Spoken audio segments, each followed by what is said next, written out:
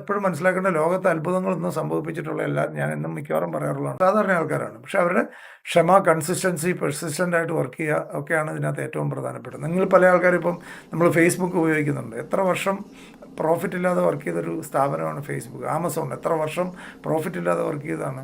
അവരൊക്കെ ചുമ്മാ ഒരു ഓവർനൈറ്റ് വളർന്നു വന്നവരല്ല. ലോകത്തിൽ അത്ഭുതം നടത്തിയിട്ടുള്ള ആരും ഓവർനൈറ്റ് വളർന്നു വന്നവരല്ല. അവരിൽ കോൺസെൻട്രേറ്റ് ചെയ്തു, അവരെ ഗ്രോ ചെയ്യിക്കാൻ തീരുമാനിച്ചു, അവരിൽ ഇൻവെസ്റ്റ് ചെയ്തു.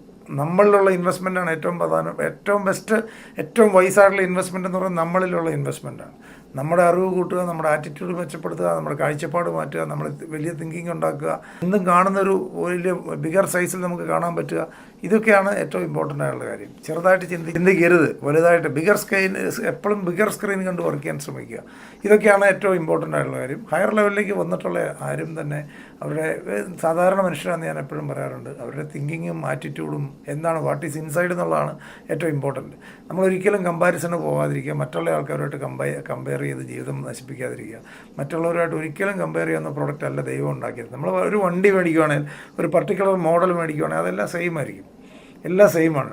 പക്ഷേ നമ്മൾ സൃഷ്ടാവ് ദൈവം സൃഷ്ടിച്ചിരിക്കുന്ന ഓരോ പ്രോഡക്റ്റും യുണീക്കാണ്, ഓരോരുത്തരും യുണീക്കാണ്. ആ യുണീക്ക്നെസ്സാണ് അതിൻ്റെ ബ്യൂട്ടി. ഓരോരുത്തരും അത്ഭുതങ്ങൾ സംഭവിപ്പിക്കാവുന്ന ഇതാണ് ഓരോ ആൾക്കാരും. ആ ഓരോ ആൾക്കാരും ഈ ലോകത്ത് വിട്ടിരിക്കുന്നത്. കാരണം ഒരിക്കലും നമ്മൾ വിശ്വസിക്കുന്ന സർവ്വശക്തൻ എന്ന് വിശ്വസിക്കുന്നുണ്ടെങ്കിൽ എല്ലാവരും പോയി പ്രാർത്ഥിക്കുന്നൊക്കെ ഉണ്ട്. സർവ്വശക്തനായ ദൈവമേ എന്ന് പ്രാർത്ഥിക്കുകയും ചെയ്യും. വീട്ടിൽ വന്ന് കിടന്ന് ടെൻഷൻ അടിച്ച് കൈയും കാലിട്ടടിക്കുകയും ചെയ്യും.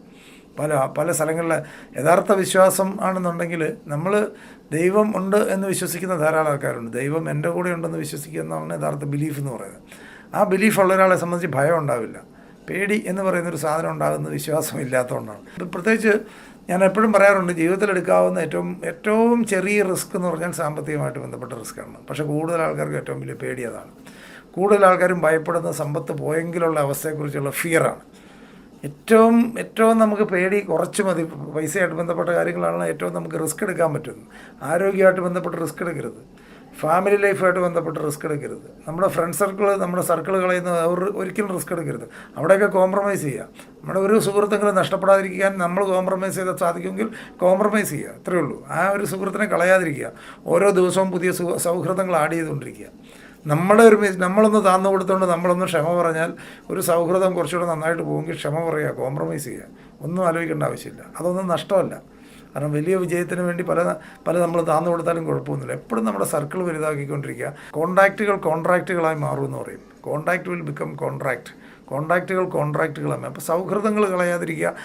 അതൊക്കെയാണ് ഏറ്റവും വലിയ റിസ്ക്. പല ആൾക്കാരും എത്ര ഈസി ആയിട്ടാണ് വെട്ടിമുറിച്ച് പോകുന്നത്. കാരണം സാധാരണ ആൾക്കാർ പലരും ഒരു ലെവലിൻ്റെ മുകളിലേക്ക് പോകാത്തതിൻ്റെ ഒരു പ്രധാന കാര്യം അവർക്ക് ലോങ് ടൈം സൗഹൃദങ്ങൾ മെയിൻറ്റെയിൻ ചെയ്യാൻ അറിയാൻ പറ്റില്ല. കാരണം ഏതൊരു പാർട്ട്ണർഷിപ്പും മുമ്പോട്ട് പോകുന്നത് കോംപ്രമൈസുകളിലാണ്, നമ്മൾ വിട്ടുവീഴ്ചകളിലൂടെയാണ്.